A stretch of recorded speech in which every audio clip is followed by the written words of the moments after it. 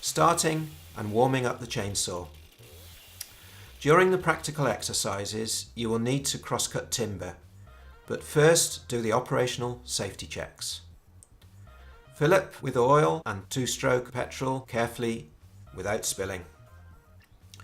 Respect the legal and site environmental requirements regarding wildlife and waterways in accordance with national standards.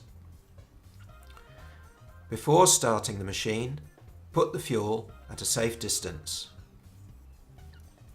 Start up the saw using a safe method and ensure you use your personal protective equipment.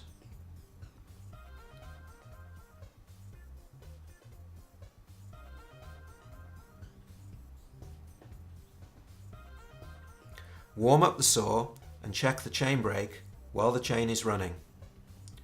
Also, check that the chain is not moving after the throttle is released. Finally, check that the saw is oiling, the on-off switch works, and chain tension is correct after it has warmed up.